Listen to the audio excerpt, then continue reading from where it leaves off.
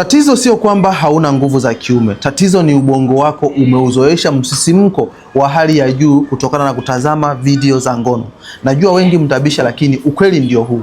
Unapokuwa unatazama video za ngono kwa muda mrefu, ubongo huo unazoea msisimko wa hali ya juu. Ikitokea sasa unakuja kwenye tendo la ndoa, kiuhalisia utakuta msisimko upo kidogo sana, kwa sababu umezoea msisimko wa hali ya juu ambao unatokana na kuangalia video za ngono, unatokana na kujichua ama kutazama picha za utupu. Unapoangalia video za ngono kwa muda mrefu, huwa zinaathiri saikolojia kwa ujumla. Utajikuta mwanaume anakuwa na hali ya kujitenga kihisia, yani hahitaji kuwa katika mahusiano ama mapenzi, kwa sababu hana msisimko wa kimapenzi ambao unatokana na akili yake, lakini ameshazoesha saikolojia yake kujichua ama kutazama video za ngono, na hii imewaathiri wanaume wengi sana kuwa walaibu wa kujichua ama kutazama video za ngono, kwa sababu wamezoea huko ndiko wanapata msisimko na kuenjoy, wanamwaga, wanafurahia. Lakini akija kwenye uhalisia wa kufanya tendo la ndoa, utakuta hana hisia au anaweza akaenda dakika chache akamwaga, hali ambayo inaathiri ndoa nyingi,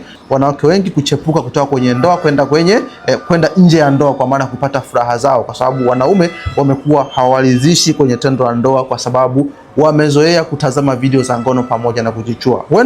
Usiwe ni wewe, lakini kama umeathirika tayari, chukua hatua mapema. Yapo matibabu sahihi ambayo unaweza kutumia na ukarudisha heshima yako ya wanaume.